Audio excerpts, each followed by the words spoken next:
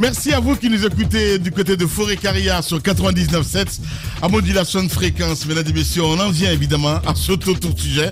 L'agriculture est pour lui une passion, il faut le rappeler. Il est avec nous ce matin, notre invité, mon cher Mohamed Mara. Je sais qu'il est en train de faire la gueule et tout ça, mais c'est ça aussi le GG, mon cher ami. Donc, il développe ainsi un système plutôt durable.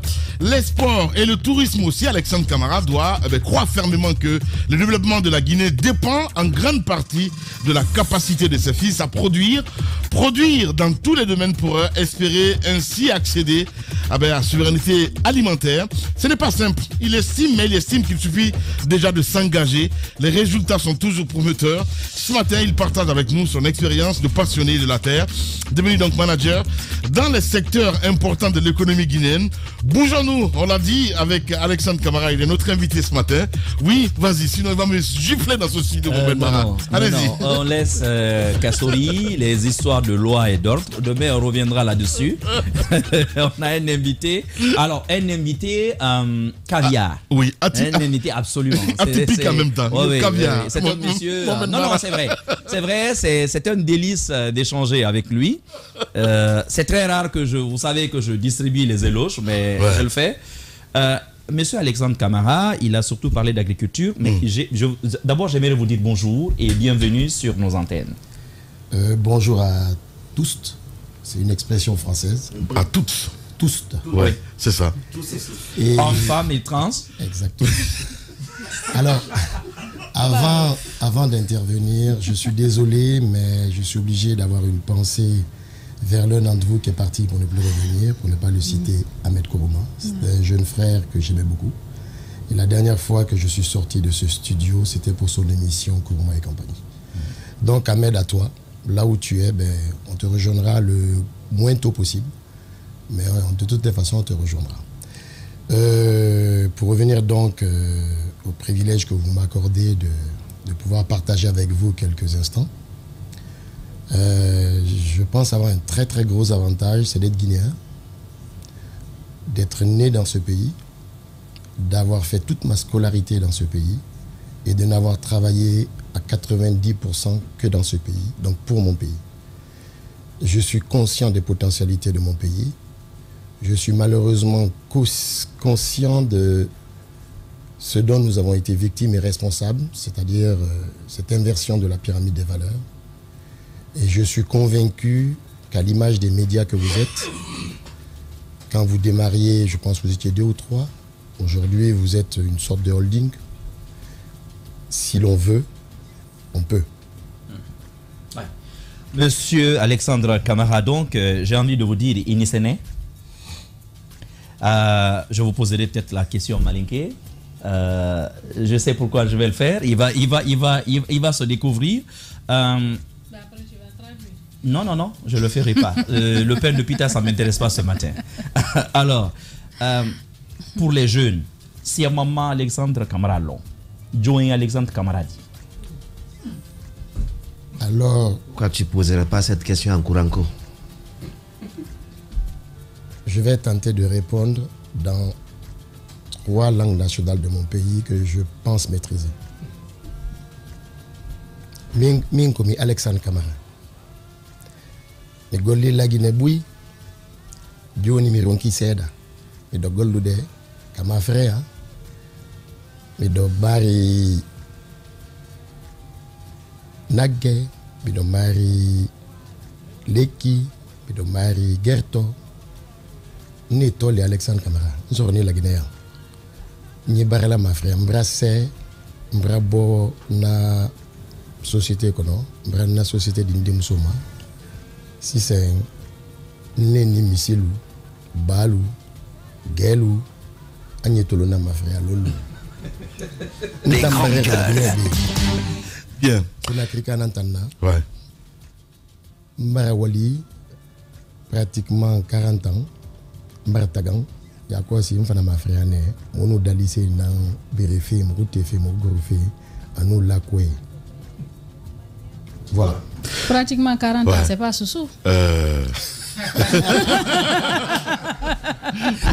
Vous avez compris, il fallait trouver une petite bête. Maintenant tout le sens de ma question. On a bien compris. Voilà. Alors, Alexandre Camara. Bougeons-nous. C'est important, mon cher Mohamed, parce que si on l'invite dans cette émission ce matin, c'est partage d'expérience, évidemment, l'agriculture. Il l'a dit, et Jacques l'a dit dans l'introduction, à dire, il croit fermement.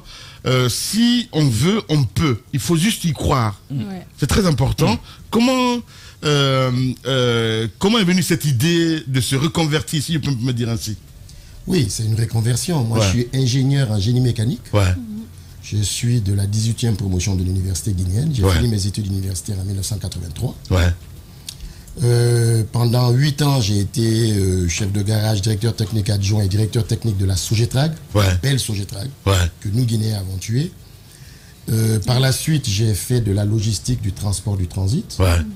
Depuis 15 ans, j'ai créé une entreprise qui s'appelle Globtrans. Ça fait 3 ans que je l'ai confiée à ma fille, qui en assure la gestion, parce que je crois en ma fille, au même titre que je crois en ma femme et à ma mère.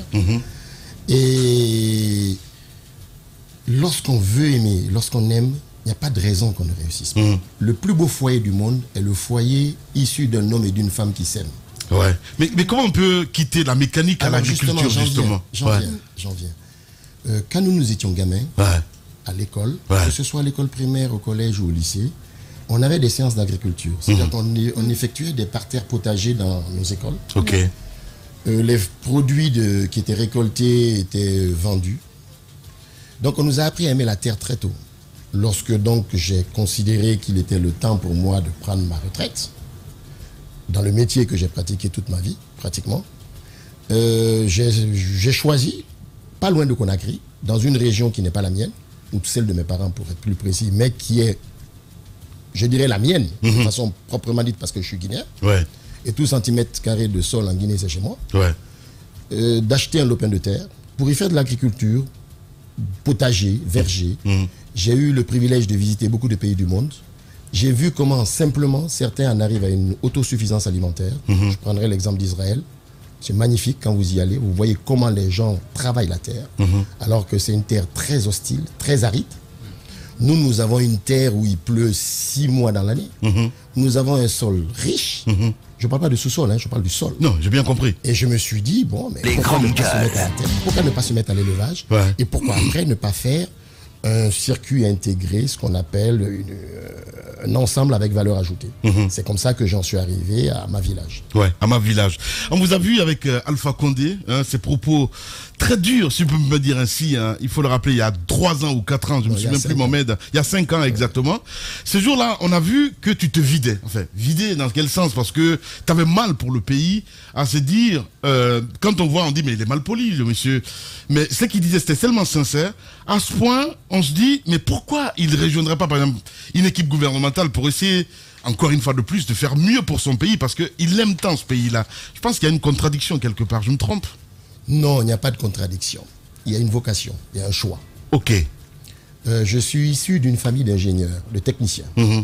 J'ai été mal élevé au point de n'apprendre à dire que ce que je pense. Et j'aime mon pays.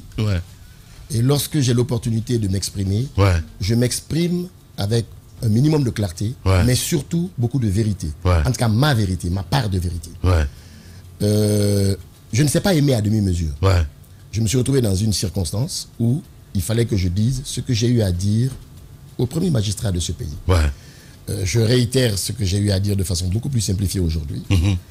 Un pays où la justice et l'éducation ont été saccagés est un pays qui ne peut aller nulle part. L'avenir de mon pays, ce n'est ni la santé, ni l'électricité, ni l'eau. C'est d'abord l'éducation et la justice. Voilà donc quelle est l'éducation que j'ai reçue de mes parents. Mon père a été le premier ingénieur géomètre de toute l'Afrique occidentale française. Ma mère a été professeure de mathématiques. Elle a enseigné en 1954 à Cancan. Mon grand frère est né à l'hôpital de Cancan d'une mère française en 1955.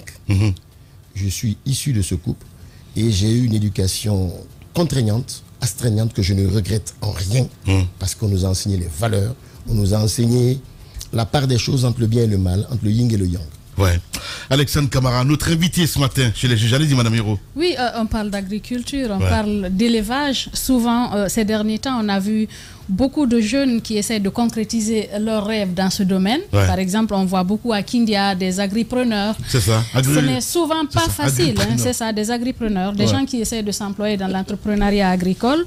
Dites-nous d'où vous êtes parti, parce que ce n'est souvent pas facile. Il y en a qui s'y mettent, après qui perdent tout pratiquement.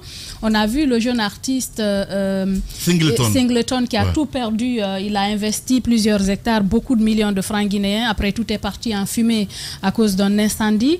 Comment se stabilise-t-on? D'où doit-on partir? Est-ce qu'il faut faire des études avant? Comment évoluer dans ce domaine? D'où vous êtes parti? Déjà, l'accès au foncier. Voilà. Alors, il y a l'accès au foncier qui reste un problème. Il faut que cette situation soit clarifiée. D'un côté, on parle de domaines ancestraux. De l'autre, on parle de domaines publics. Souvent, on n'est pas très bien situé. Et comme, une fois de plus, la justice n'est pas encore parvenue à bien verrouiller le foncier, on vous vend un terrain, 5 ans ou 10 ans après, celui qui vous a vendu le terrain est mort, celui qui a pris sa succession remet en cause les actes de vente, bref.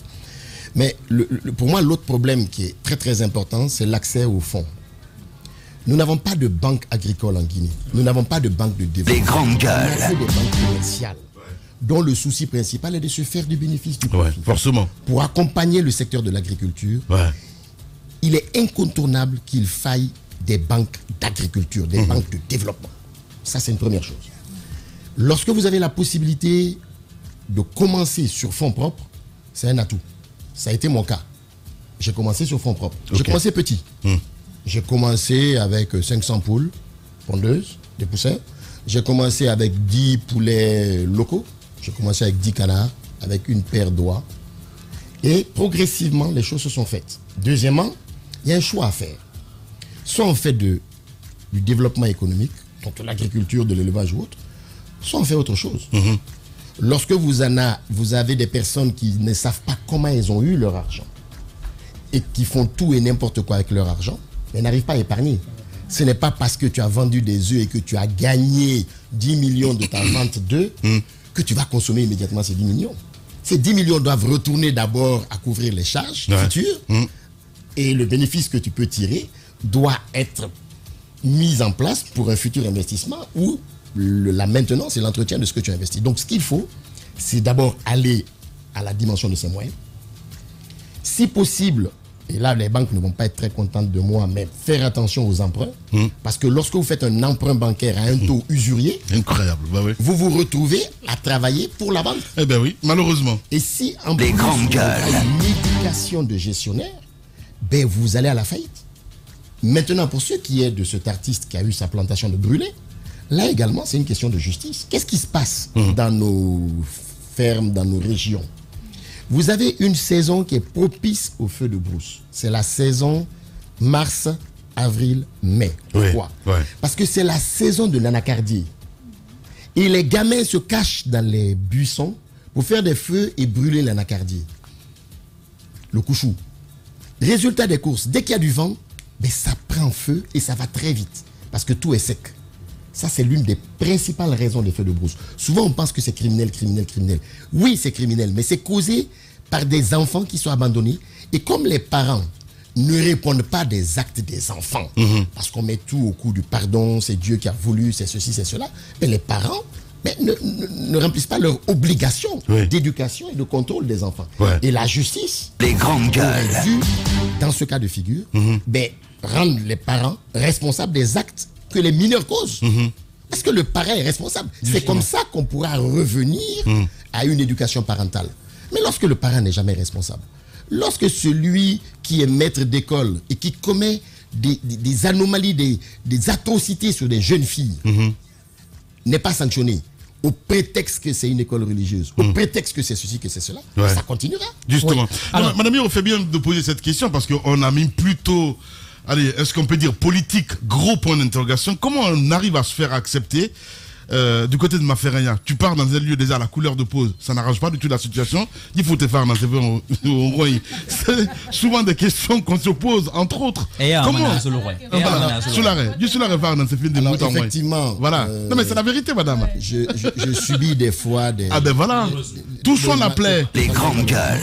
Mais c'est parce qu'une fois de plus, nos parents ont démissionné de leur rôle. Ouais. Moi, quand j'étais gamin, un aîné, on s'adressait à lui avec respect, avec courtoisie.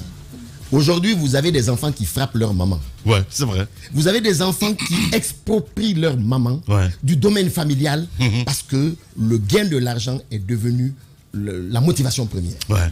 Alors, effectivement, pas le rejet, ça ne va pas s'appeler rejet, mais la différence que les gens veulent mettre entre vous, c'est à vous de l'accepter ou de lutter contre. Et très tôt, nos parents nous ont appris à nous intégrer. L'intégration, c'est d'abord les langues. Voilà pourquoi j'ai l'avantage de parler le malinké, le soussou et le peul. Donc moi, je suis guinéen d'abord. Lorsqu'on me demande d'où tu viens, de quelle région tu viens, je dis je viens. Les grandes gueules. Je suis guinéen d'abord. Ensuite, il faut aller vers les gens pour leur expliquer qui vous êtes, quelles sont vos règles. Ils s'y adaptent, c'est bien.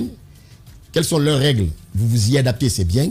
Et puis, si vous n'arrivez pas à trouver de points communs ou de points crochus, d'atomes crochus, pardon, ben, chacun fait son chemin de son côté. Il ne faut pas rentrer dans de l'hypocrisie. Souvent, nos relations sont axées, structurées et basées sur de l'hypocrisie. On va dire bonjour au chef du village, on lui amène un sac de riz parce qu'on veut être accepté dans la communauté. C'est de l'hypocrisie. Moi, je suis pour le principe, lorsqu'il y a un décès, lorsqu'il y a une cérémonie importante, d'y participer de la façon la plus humble et la plus modeste possible. Et puis, voilà, je n'attends aucun retour. Par contre, mon combat dans ma vie, et je tiens à le dire haut et fort, c'est d'être juste. Et je l'ai dit une fois à quelqu'un qui m'a dit, Alex, toi, tu es malade. J'ai dit, si moi, mon bonheur doit se faire sur le malheur de quelqu'un, que Dieu me retire tout ce que j'ai. Bien dit.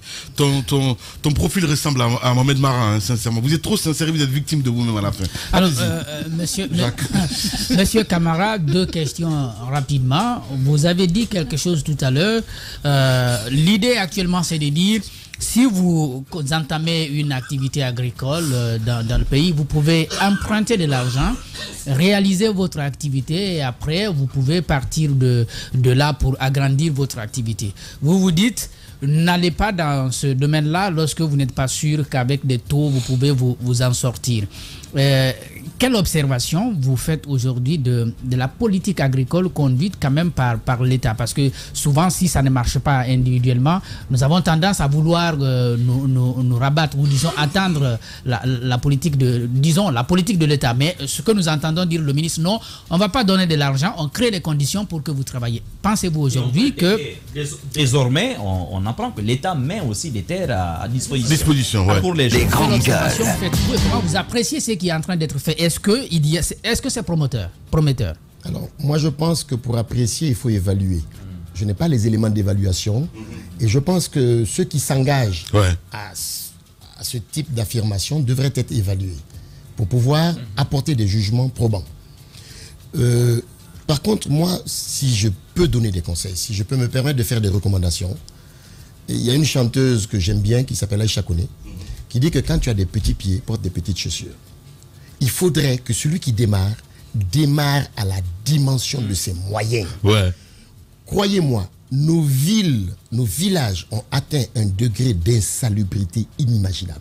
Rien que collecter ces ordures-là, produites par nous, ordures produites par des industriels qui s'enrichissent sur la mort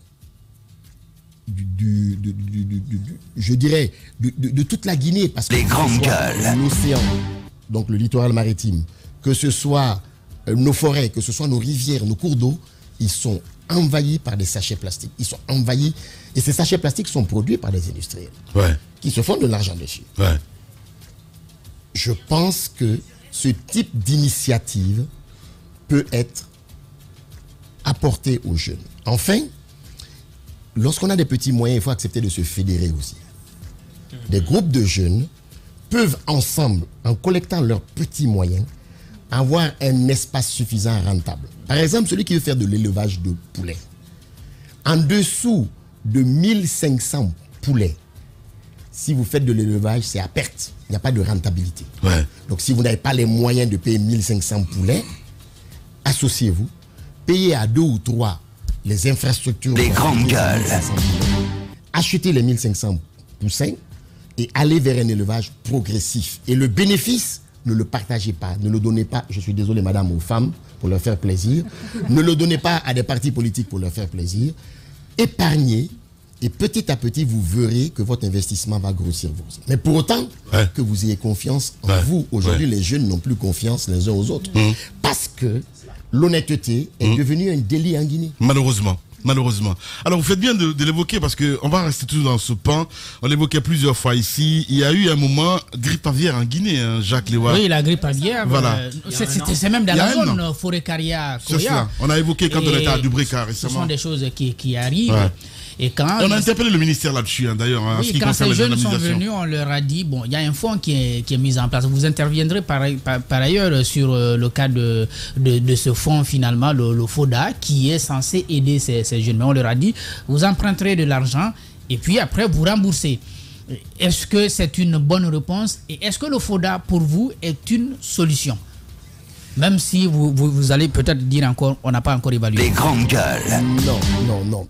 Je ne dirais pas on n'a pas évalué parce que j'ai eu la chance ou la malchance d'évaluer moi-même. Je suis l'une des victimes de la grippe aviaire. Ouais. J'ai perdu plus de 2500 têtes de volailles. J'ai perdu pour plus de 250 millions de francs guinéens. Parce que la volaille que j'avais, ce n'était pas que des poules pondeuses. J'avais des oies, j'avais des dindons, j'avais des pintades, j'avais des cailles, j'avais des canards colverts, j'avais des canards classiques, j'avais des poules pondeuses, j'avais des poulets. J'avais des coqs brahman, des très gros coqs. J'ai quasiment tout perdu en une semaine. Je suis, je pense, la 99e ou la 100e ferme à avoir subi cette maladie, mais ravageuse. Pourquoi? Parce que nous sommes négligents, nous, Guinéens. Oui, pour prêter de l'argent, mais le problème n'est pas dans le prêt d'argent. Le problème est dans les mesures qui devraient être prises et qui ne l'ont pas été au départ.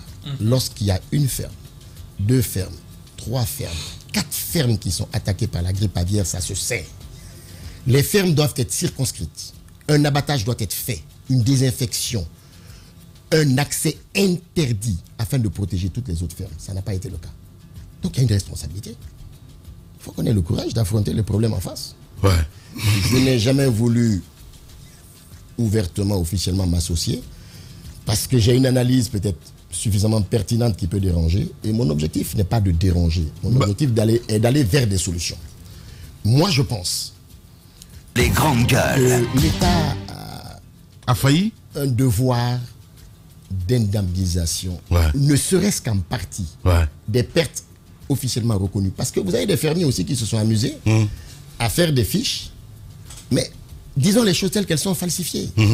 Le gars qui a une infrastructure pour accueillir 3000 poulets, vous fait croire qu'il avait 30 000 poulets. Et l'État est embarrassé aussi, donc il y a un décantement et autres. Donc, oui, pour le principe des mais qu'est-ce qui est fait dans ce secteur-là? Vous le savez très bien, entre vous, agriculteurs. Vous dites là, quoi? c'est de l'élevage. De l'élevage, c'est ce que je dis. Qu'est-ce que vous vous dites? Là, tu es en train de mentir, c'est pas bien. En fait. Je sais pas, moi. Mais parce que tu as quand même un langage vrai, à ce que je sache. On a un sérieux problème en Guinée. Beaucoup plus complexe que les faux problèmes politiques. Le Guinéen ne croit plus en lui. Le Guinéen n'aime plus le Guinéen. Le Guinéen n'est plus régulé par une justice morale. Parce qu'il y a la justice des hommes, mais il y a la justice des êtres que nous sommes. On se doit d'être juste. On se doit le soir, avant de se coucher, d'avoir le courage de se regarder dans un miroir et de faire le bilan de ce qu'on a posé comme acte positif, au moins dans la journée. Mais le mensonge, les vices, mais sont devenus notre sport quotidien. Comment voulez-vous qu'on soit solvable lorsque une situation que l'on présente est à 50% structurée sur le mensonge? Ça, c'est un problème. Celui à qui vous vous adressez le sait. Vous qui le faites, vous le savez. Mais c'est un jeu de dupes. Aujourd'hui, on a des administrations qui n'ont aucun état d'âme de tuer les entreprises en Guinée. que ce soit au niveau de la fiscalité, que ce soit au niveau du cordon douanier, que ce soit au niveau des enquêtes de ceci, de cela. Parce que vous avez des individus qui estiment que c'est eux d'abord, eux ensuite et eux après. Ouais. Donc, ce mal guinéen, il faille qu'on trouve la formule pour l'exorciser. Après, on deviendra solvable. Parce que tout ce qui nous regarde là, tout ce qui nous écoute de par le monde, mais ont eu le temps de nous juger. Si nous, on n'a pas la capacité de s'auto-juger, mais on nous juge. Et croyez-moi, la sentence des jugements qu'il y a sur nous, Guinéens, n'est pas des plus belles à entendre. Voilà donc le problème de fond. Quand autour d'une table de discussion, de négociation, on articule tout sur le faux, personne ne dit ce qu'il pense. On estime que ce n'est pas normal d'être loyal, d'être honnête, d'être sincère. Comment voulez-vous aller vers des solutions pérennes? Le problème de l'élevage en Guinée est que vous avez des éleveurs qui ont même eu peur de s'identifier. Vous avez des fermes où il y a eu 50 000 têtes de poules pondeuses qui sont mortes en une semaine. Ces éleveurs ont refusé de s'identifier. Pourquoi? Parce que la ferme, parce que les poulets ont été achetés avec de l'argent injustifiable. Donc ils ne veulent même pas s'identifier. Est-ce qu'on peut dire que c'est une démission collective à la fin du compte, c'est pire mon cher Alex? C'est pire qu'une démission collective. Laxisme, en fait. Excusez-moi, c'est pire qu'une démission collective. C'est un crime contre les générations à venir. Un crime? C'est un crime contre les générations à venir. C'est la tricherie quand vous volez pour il dit que des gens n'ont pas pu accepter de s'identifier parce qu'ils ont acheté. Par exemple, ils ont fait la ferme avec de l'argent qu'ils ne peuvent pas justifier. Ça, c'est de l'enrichissement illicite. C'est de l'enrichissement illicite. Du blanchiment de capitaux. Grandes gueules.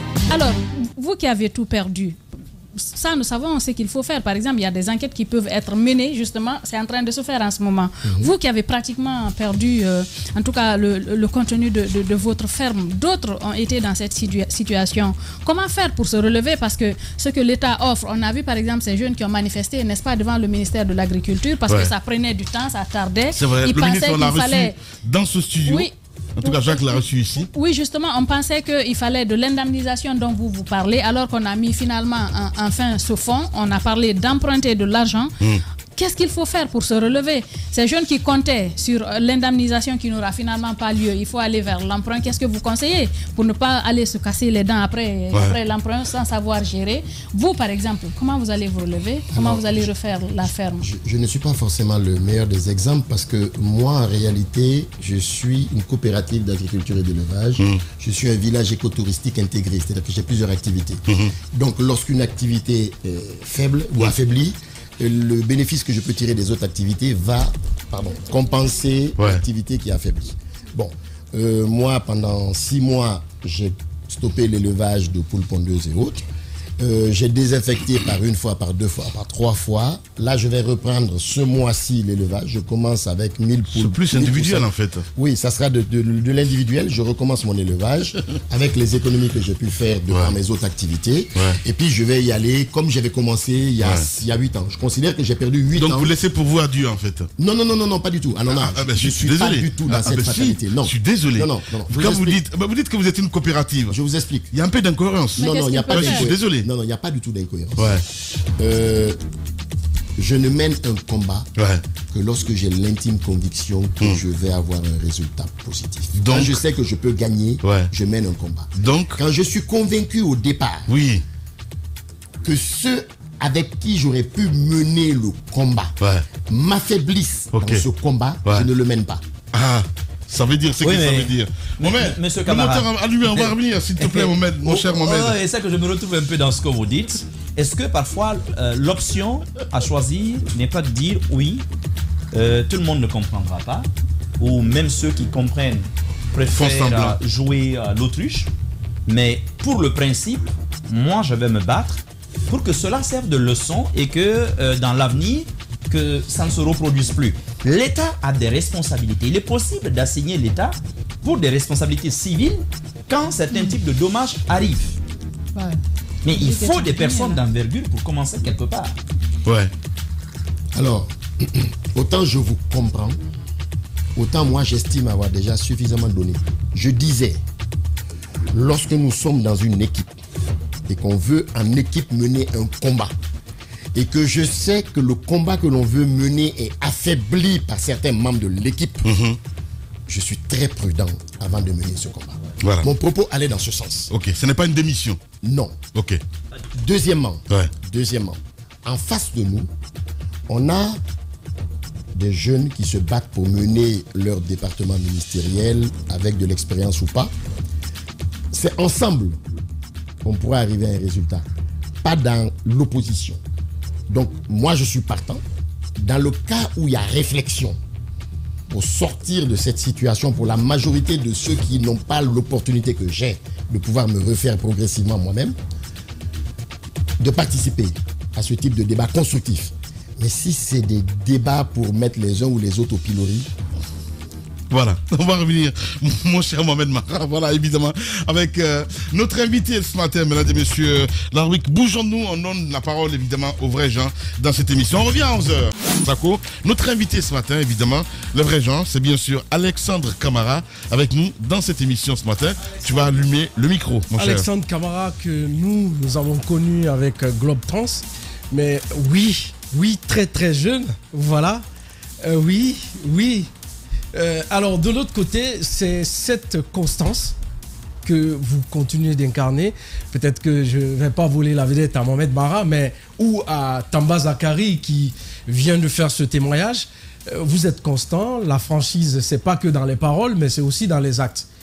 Vous êtes ingénieur. On va faire, puisque c'est des échanges, c'est des partages. On a envie de comprendre, vous qui êtes ingénieur, vous êtes dans la mécanique aussi. Quelle approche vous faites pour une agriculture avec les moyens rudimentaires qu'on a connus comme toujours?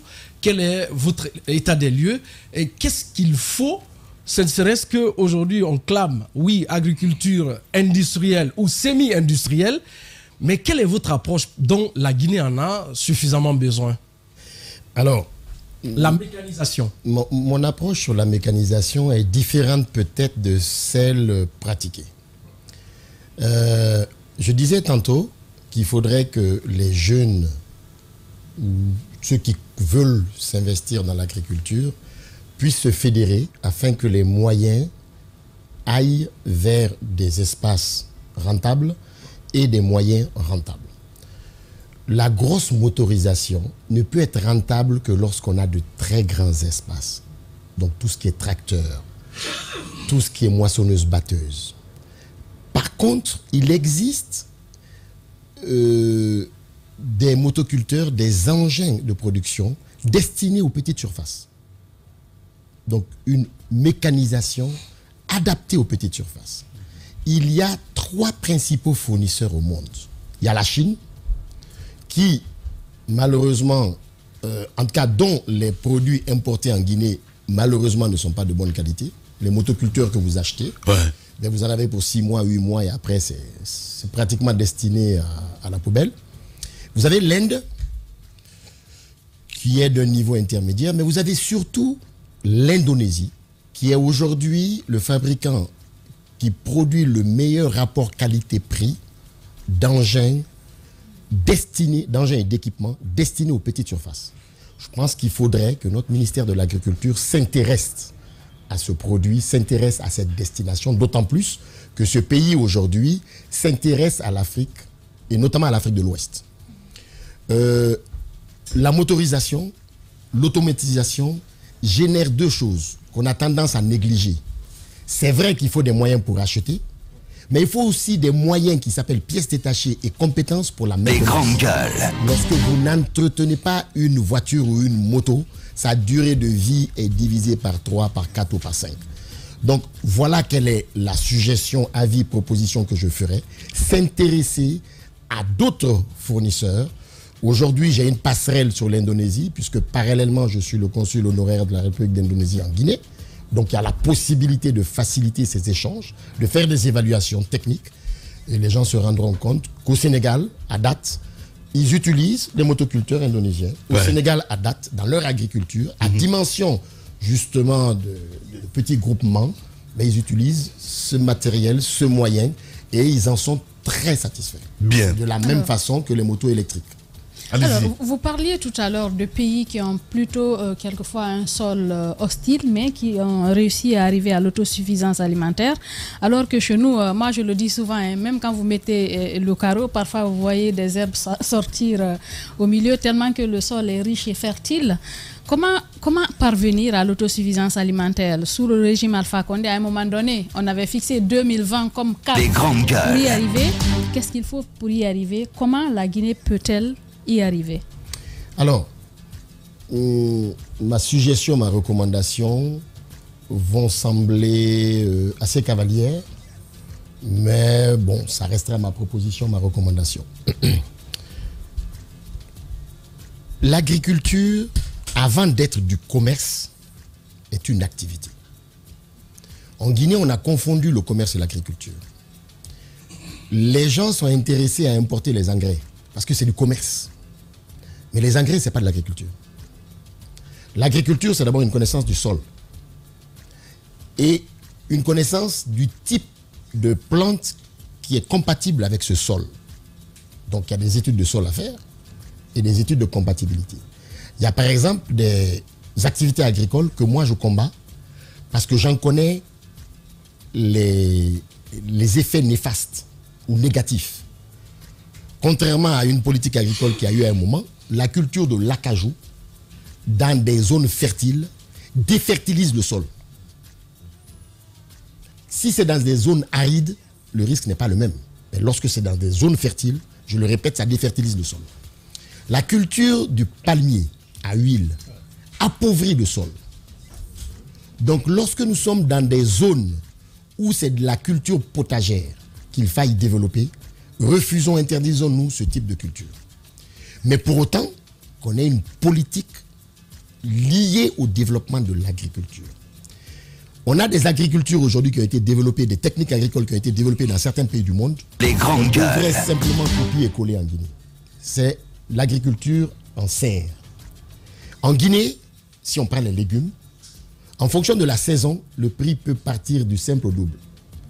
Alors que ceci a été réglé dans la plupart des pays du monde. Le Burkina s'en est inspiré, l'Éthiopie s'en est inspiré, le Kenya s'en est inspiré. C'est l'agriculture sous serre développée en Israël, par exemple. Mais en toute saison, qu'il pleuve, qu'il ne pleuve pas, nous n'avons que 2 saisons en Guinée, mais vous sortez de la tomate, vous sortez de la salade tous les jours. Or, pour un équilibre alimentaire, justement, ces cultures potagères sont conseillées. Deuxièmement, une agriculture, elle se réfléchit, elle se prépare, elle se planifie. Avant d'aller vers l'agriculture intensive, ramenons le Guinéen à la terre. Aujourd'hui, la Guinée est victime d'une des plus grandes exodes rurales qui existent. Tout le monde est à Conakry. Tout le monde fait du commerce. Tout le monde est dans la rue. Tout le monde vend en boutique. Alors qu'il faudrait qu'on retourne à la terre. Pourquoi? D'abord pour produire ce dont on a besoin pour vivre, c'est-à-dire l'aliment. Ensuite pour transformer ce que nous produisons. Et à ma village, pour revenir à une pratique concrète, nous avons produit des aliments, des animaux. Nous avons élevé des animaux. Et nous avons une structure de transformation de ces animaux qu'on appelle charcuterie. Et un abattage aux normes. Donc du bio, quoi. C'est-à-dire que la chaîne de valeur est bouclée. Et là, nous sommes en train de réaliser une petite usine de transformation des fruits que nous allons récolter, car nous avons à peu près 1000 bananiers. Nous avons autour de 500 manguiers, orangers, mandariniers. Et nous voulons produire notre propre jus qui sera consommé à ma village, mais dans des bouteilles de verre pour justement participer à la lutte contre le plastique. Parce que là également, vous avez dans beaucoup de champs, beaucoup de grandes gueules qui sont enterrés et qui sont de nature à polluer plus qu'autre chose le sol. Donc, il faille que la chaîne de valeur soit encouragée et développée. Il faut que les gens retournent dans leur région. Et les mécanismes peuvent être facilement trouvés.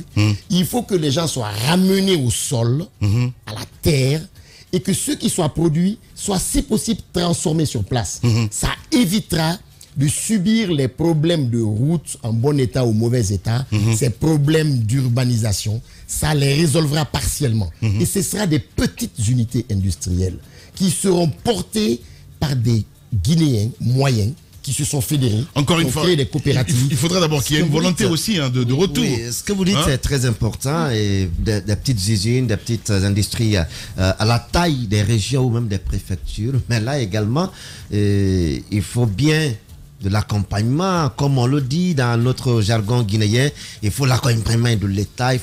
Quelle politique aujourd'hui développer pour arriver à cette proposition? Oh ben voilà, l'assistanat encore une fois de plus. Alors, non, j'ai dit quelle politique développer. Alors, attendez, Daouda, assume. J'ai une esquisse de réponse. Ouais. Moi, je ne suis pas pour la politique de la main tendue comme ça. Justement. Je suis pour la politique de la main tendue comme ça. De la même façon que certaines femmes arrivent, grâce aux médias, à mener des combats pour que le droit à la femme soit reconnu. Dans un pays où on considère la femme comme un objet encore, dans un pays où on n'a aucune considération pour les femmes qui sont les seules à donner la vie, donc qui, à mon avis, représentent Dieu sur terre, il faudrait que les médias s'intéressent beaucoup plus à ce type de secteur qu'à cette politique politicienne qui nous fatigue. Ouais. On a besoin de débats sur l'agriculture, sur l'élevage, sur l'environnement, Les grandes gueules. le respect du citoyen, sur le civisme, sur l'éducation.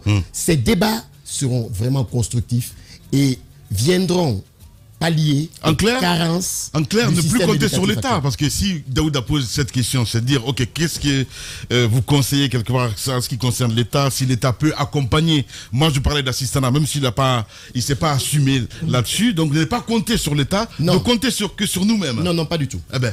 Lorsque vous interpellez quelqu'un, vous l'amenez à participer. Oui. Les médias. Mais c'est ce qu'on fait tous les jours. Mais il ne faut pas cesser. Ah ben. Mais malheureusement, il faut changer. Il faut changer le paradigme. Alors. Il faut être dans une Donner beaucoup plus de place. Donner plus de place à ces vrais problèmes. Mais c'est ce qu'on fait. Non, non, encore plus. Il faudrait en donner encore plus. Vous savez, l'État est constitué de personnes comme vous et moi. Souvent, ce sont des gens qui n'ont pas l'expérience. Ou qui ont une expérience relativement faible. Ils ont besoin d'être accompagnés. Et c'est dans l'échange, c'est dans la discussion, c'est dans la contradiction, c'est dans le débat qu'on accompagne. Dénoncer une situation et déjà créer le débat. Je pense que vous avez aujourd'hui... Sauf que dans l'autre camp, on pense que vous n'êtes pas avec moi, vous êtes contre moi. C'est ce qui se passe avec l'État, je suis désolé. Mais vous dénoncez une situation, vous dites l'État est tel, on dit, ah ben voilà. Ben, vous savez, tout message peut être perçu de deux façons. De par la façon de laquelle le message a été passé, ça peut être perçu positivement. Les grandes gueules. Ou négativement. Donc, en y mettant un peu plus de style, un peu plus de tact, je pense qu'on peut inciter à venir à l'échange, à venir au débat. Il faut qu'il y ait des plateformes de discussion, des plateformes d'analyse, mais pas dans le style séminaire où il y a une résolution qui est mise dans un tiroir. Il l'a dit, hein, séminaire. Oui, tout à fait. Non, c'est un pays de séminaire en Guinée. Que ce soit dans le style... Les Guinéens sont forts dans des actes. Les grandes gueules. Oui, c'est ça. Mais il faudrait qu'on arrive tous... Avec zéro résultat. Lorsqu'il y a un problème, qu'on l'analyse, qu'on esquisse les solutions et qu'on aille à l'application des solutions. Tant qu'on se limitera aux analyses, à la dénonciation ou à la critique, on ne s'en sortira pas. Pas d'action. Il faut qu'on aille plus loin. Ouais, avec les actions. Allez-y, Mohamed Mara. Oui, mais M. Camara, ceux qui sont chargés d'appliquer les conclusions de ces séminaires-là, généralement, on sort de gros rapports et tout ça, et on l'adresse à ceux-ci, c'est dans les tiroirs. Et pourquoi? Parce qu'on aime périodiquement, je dirais année après année, revenir faire les mêmes constats. Je vous donne un exemple. Récemment, ces dernières années, on a connu combien de ministres de la Justice en Guinée, sous Alpha Condé, je crois 4 ou 5. Et après la transition, pendant la transition, nous sommes déjà à 3. Mais vous voyez, chaque ministre, par exemple, qui arrive, fait une tournée dans les centres de détention. C'est vrai. Pour constater... Ça, c'est chaque ministère d'ailleurs. Même le ministère de l'Information. L'année précédente ou par le précédent ministre. Alors, et c'est pareil pour tous les ateliers quasiment. C'est tout le temps les mêmes choses. Vous vérifiez les rapports. Vous verrez d'ailleurs qu'il n'y a même pas d'études sur le terrain pour qu'on constate, par exemple, s'il y a une évolution, soit positivement ou négativement. Comment voulez-vous que dans un tel cas, eh bien, qu'on puisse transformer quoi que ce soit? J'ai une esquisse de réponse. La première des choses, c'est vous rappeler que moi, j'étais sportif de haut niveau, mais sportif individuel. Et l'une des clés du sport individuel, c'est la persévérance. Je me suis fixé un objectif, je vais me battre pour atteindre l'objectif. Vous êtes un contre-pouvoir, vous êtes le 3e pouvoir aujourd'hui dans nos pays, ou le 4e pouvoir. Ne vous sous-estimez pas. Peut-être que vous ne vous rendez pas compte des effets de ce que vous posez comme acte, mais croyez-moi, il y a des effets. Simplement, persévérez et orientez-vous un peu plus vers des débats constructifs pour ce peuple, pour que les sans-voix puissent être écoutés aussi, pour que les vrais problèmes de nos sociétés soient analysés, dénoncés, réglés. Sortez-vous un tout petit peu de ces débats interactifs où les gens sont intéressés à écouter les torchons. Les gens sont... Parce que nous avons, je le disais tout à l'heure, à aujourd'hui, dramatiquement, 80% pratiquement d'analphabètes en Guinée. Donc, les gens ne sont... Ils oublient les vrais problèmes. Oui, mais comment on fait? De votre temps, chaque localité avait une maison des jeunes, chaque préfecture avait son orchestre, ça chantait, ça dansait, ça s'amusait beaucoup, mais ça faisait aussi beaucoup de sérieux. Mais comment comprendre qu'aujourd'hui, où la connaissance, désormais, vient à nous? Les grandes gueules. À un smartphone qui lui donne accès à des millions d'ouvrages, mais bizarrement, on a l'impression que c'est maintenant que notre jeunesse s'appauvrit. Oui, peut-être que vous Comment pourrez sortir répondre de ce cercle vicieux? Après la question de Mara, moi j'avais envie d'enchaîner sur les traces de Daouda tout à l'heure par rapport à la transformation. Nous voyons en période de mangue, par exemple, à Kindia, beaucoup de pourrissement, beaucoup de fruits qui pourrissent. Et puis ici, tout près à Imbaya, au marché, vous voyez par exemple les bananes plantains et qui sont transportées depuis Zérékoré. Quelle solution, à votre avis, pour éviter par exemple cette déperdition, parce que c'est des aliments qui auraient pu être transformés pour ne pas qu'ils pourrissent. À part ça, nous voyons par exemple des produits qui viennent de la Guinée, qui sont transportés dans d'autres pays et labellisés par ces pays-là, comme si ces produits venaient de ces pays. Comment faire en sorte qu'on puisse vraiment bénéficier de cette richesse du sol que nous avons? Alors là, il y a des mesures d'accompagnement qui doivent être prises par l'État. Lesquelles? De la même façon qu'on l'a fait pour des industries qui fabriquent de la peinture, qui fabriquent du fer à béton ou qui fabriquent du ciment, on a créé des restrictions à l'importation. Il faudrait que tous ces produits, jus de fruits en briques, je dis bien il faudrait, confiture de mangue, tous ces produits importés soient surtaxés au niveau de la douane pour dissuader ces opérateurs économiques de cette importation. C'est une première mesure. Une deuxième mesure... Et comment le faire si on n'en produit pas? Non, attendez. Justement, concomitamment, nous avons la solution. Une deuxième mesure, aller vers l'ouverture d'une banque agricole ou d'une banque de développement. Forcer le système bancaire guinéen à avoir une banque agricole, une banque de développement pour accompagner ces petits entrepreneurs guinéens et moyens entrepreneurs guinéens afin de créer des petites structures de transformation sur place, au cœur des producteurs. Moi, à ma village aujourd'hui, mon grand frère est en train de fabriquer 2 séchoirs de produits. Quand vous y allez, vous y mangez de la mangue séchée en apéritif. Vous y mangez du manioc séché pimenté, de la patate douce séchée. C'est transformé sur place. C'est une micro-transformation, mais c'est un exemple de possibilité. Nous avons l'intelligence dans ce pays. Simplement, soyons cohérents. Des opportunités. Hein, soyons cohérents. Il faut que les mesures qui existent... Excusez-moi, mais je vais donner un exemple. Celui de Ghana. Les gouvernements ghanéens qui se sont suivis depuis Rawlings ont décidé qu'il fallait au minimum une usine dans chaque région du pays, en fonction du potentiel de la région. Ils sont allés plus loin. Ils ont dit, pour régler un problème de fluidité sur les axes routiers ghanéens, on va faire en sorte que ces fruits, légumes transportés dans la capitale pour être transformés dans les usines qui ont été construites, que ce soit transformé là-bas, même si c'est des petites industries. C'est des micro-industries. Donc c'est une question de volonté. Hein? Mais c'est une question d'abord de choix, de volonté, d'organisation et aussi. Puis d'idéal. Vous savez, quand vous avez l'idéal d'aller les grandes gueules à pied, avec ou sans le pèlerinage, vous irez à pied. Parce que vous vous êtes fixé ça comme objectif. C'est votre idéal. C'est vrai. Il faudrait qu'en Guinée, on se retrouve un idéal commun. Ouais, bien. Lorsqu'on aura un idéal commun, lorsqu'on sera d'accord de sortir de l'abstrait et d'aller vers ce concret dont le peuple a besoin, je vous promets, tout pourra se faire concomitamment avec une justice forte et avec un système éducatif qui vraiment aura permis aux jeunes Guinéens, au-delà de son bagage académique, d'avoir un savoir-faire et un faire-savoir. Je reviens à la question de Mohamed Mara. Monsieur Mara. La Guinée, comme la plupart des pays d'Afrique, a été victime de ce système de communication mondiale. Ces antennes paraboliques qui donnent à chacun la possibilité de voir des images en temps réel des pays modernes. La Guinée a été victime de l'appauvrissement des pauvres par la consommation. Aujourd'hui, le plus pauvre a un téléphone. Or, ce téléphone-là l'appauvrit plus. Parce qu'il faut qu'il ait du courant, il faut qu'il ait des crédits. Et comme c'est des téléphones de très bas de gamme, il faut qu'il répare son téléphone. Ça enrichit par contre les importateurs, les commerçants. Mais lui, il est encore plus pauvre. Donc, le déséquilibre social s'est accru avec cette fameuse mondialisation qui nous a été totalement défavorable. En plus, à certains moments ici, on a prôné la désobéissance civile. On a prôné l'insurrection populaire. Donc les populations ne respectent plus rien.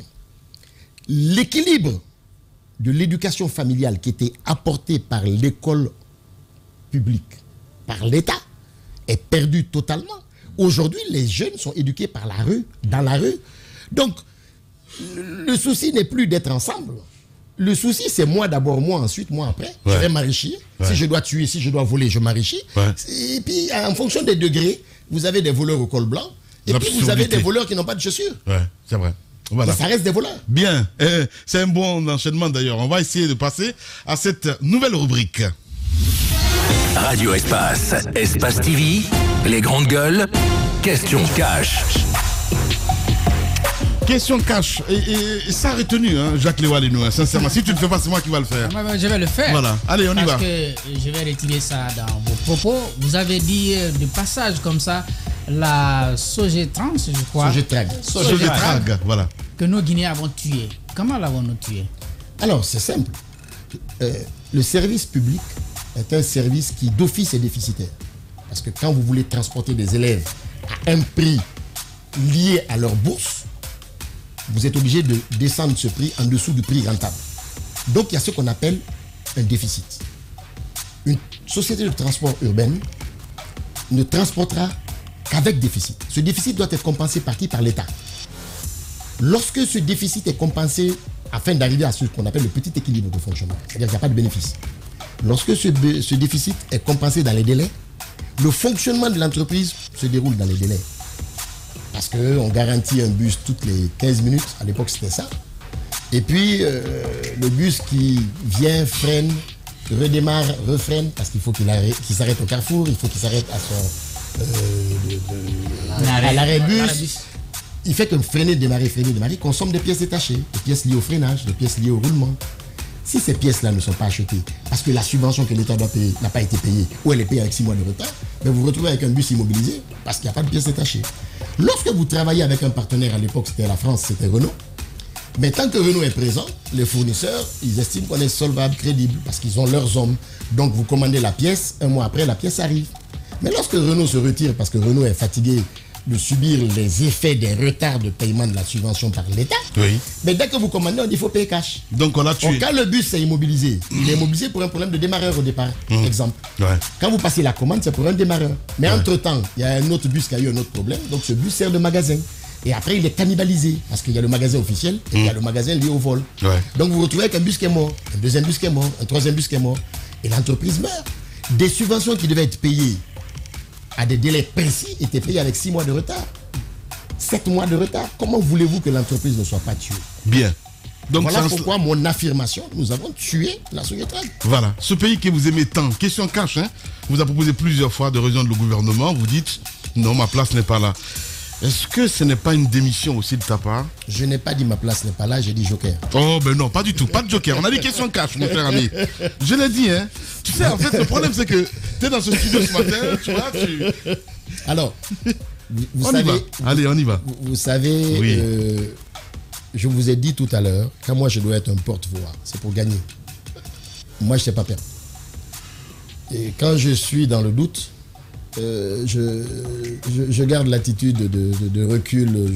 Je suis dans la prudence et la tempérance. En clair, t'as douté? En clair, pour l'instant, je préfère être conseiller qu'être acteur. Quand vous dites pour l'instant, pour quand souhaiteriez-vous être acteur que d'être conseiller? Alors, je dis pour l'instant parce que personne ne peut prédire l'avenir. L'avenir appartient à Dieu, pas aux hommes. Donc, Monsieur Camara, vous en politique dans 2 ans? Jamais. Ah bon? Jamais, parce que la politique a été dévoyée en Guinée. La politique est devenue une pratique du mensonge. C'est vrai que dans d'autres pays du monde aussi, on ment beaucoup. Mais nous, on a dépassé le seuil du mensonge. Mais vous savez qu'à ce rythme, si toutes les personnes vertueuses finissent par abandonner la politique, le grand risque dans notre pays, c'est que nous soyons gouvernés par les moins vertueux, les plus turbulents. Par conséquent, ils vont dévoyer notre quotidien. La question est de savoir, et la question que je pose me semble très pertinente, est-ce que l'avenir de notre pays est forcément politique? Conseiller, vous préférez être conseiller que d'être conseiller. Acteur? Si on décidait de vous nommer, par exemple, conseiller à la présidence de la République, conseiller du colonel Mamadi Doumbouya? Ce n'est pas le cas pour l'instant, donc je ne peux pas émettre d'avis. Sur quel type de domaine aimeriez-vous qu'on appelle à vos compétences?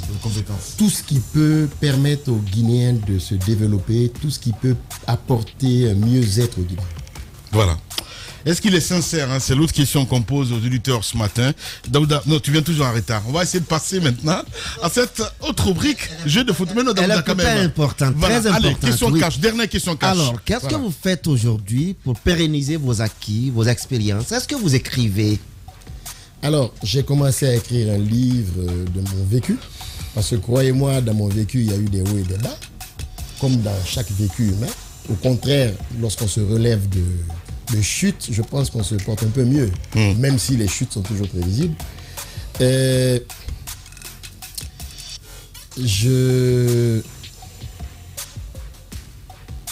Moi, je suis heureux du vécu que j'ai eu. Ce pays, pour moi, est le plus beau pays du monde. Et ce n'est pas de la flagornerie. J'y participe différemment. Au-delà donc de ma village, je suis l'un des vice-présidents du patronat guinéen, du patronat unifié.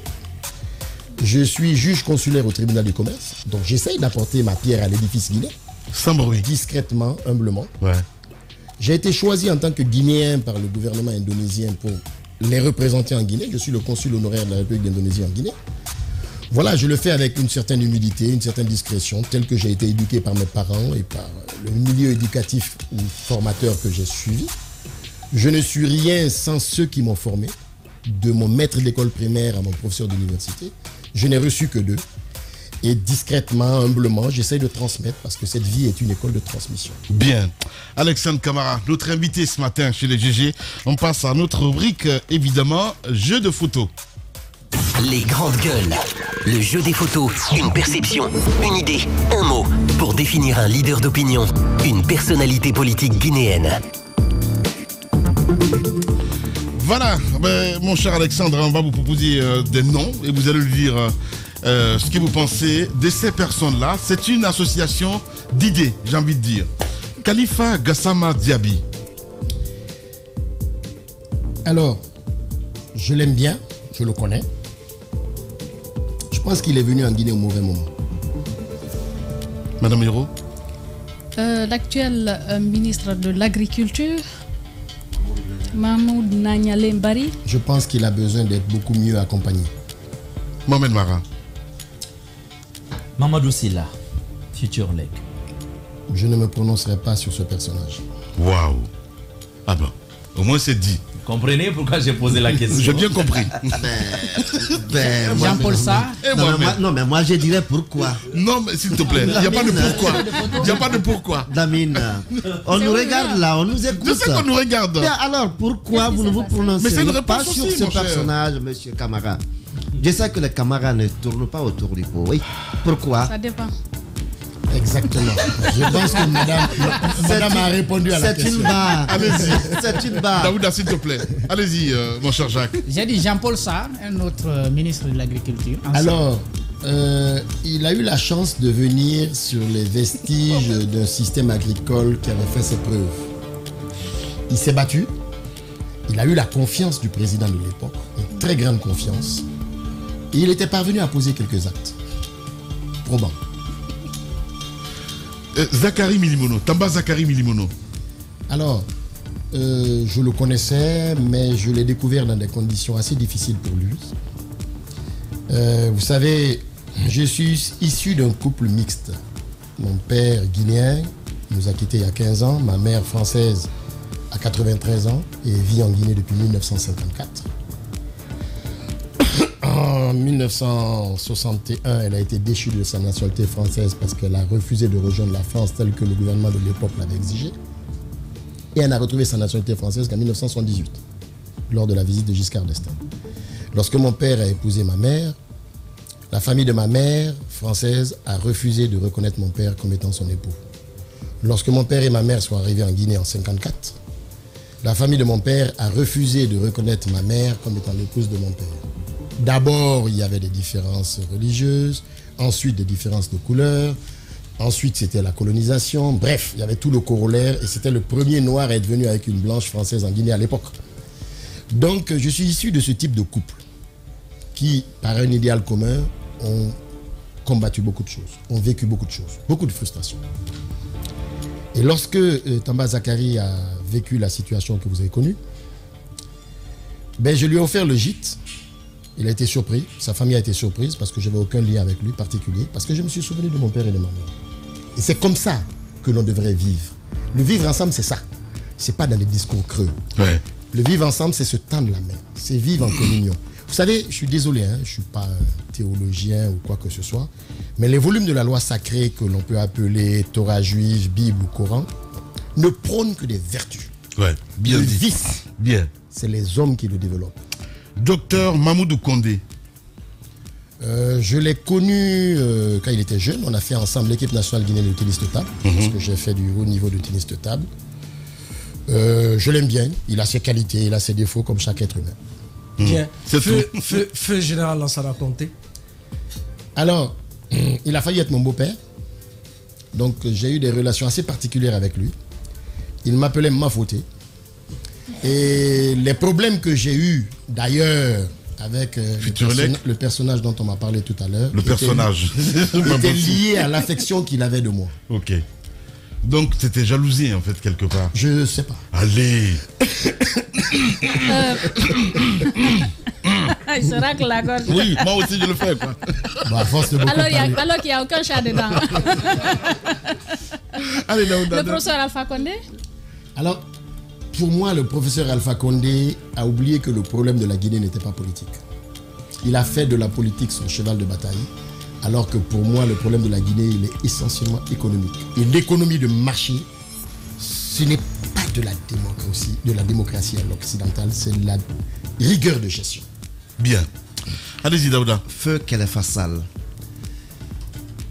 Je l'ai connu quand j'étais jeune étudiant, parce que c'est le grand frère d'un ami. C'est un monsieur qui avait des valeurs, qui a eu ses doses de frustration et d'humiliation. C'est bizarre, mais hier, je revoyais la scène du Palais du Peuple où il s'est fait humilier, qui est mort de façon prématurée. À mon avis, il devait vivre encore. Bon, c'est pas nous qui décidons, mais il aurait dû vivre encore parce qu'il fait partie des témoins de beaucoup de choses qui se sont passées dans ce pays. Au même titre qu'Éric Thiam, que je salue d'ailleurs, il est malade aux États-Unis. J'en profite pour lui faire un petit coucou. Ce sont des gens qui mériteraient d'être de vrais conseillers. Bien. Merci beaucoup en tout cas Alex d'être passé nous voir ce matin dans cette émission Les Grandes Gueules. Lamine, non. Je ne suis pas d'accord que tu fermes comme ça.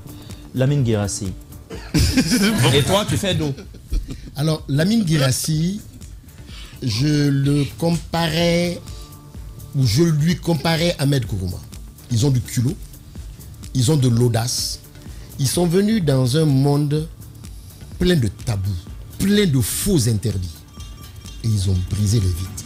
Et c'est l'image que j'ai de cette dame qui est à ma droite, qui est considérée par certains comme féministe, mais que moi je ne peux qu'encourager dans son combat. Et je le disais en off, si Dieu existe, sa première incarnation c'est la femme. Parce que c'est la femme qui donne la vie. Un. Deuxièmement, on devrait être d'une mesure judiciaire et juridique très violente contre ceux qui violent des femmes ou des filles. Ouais.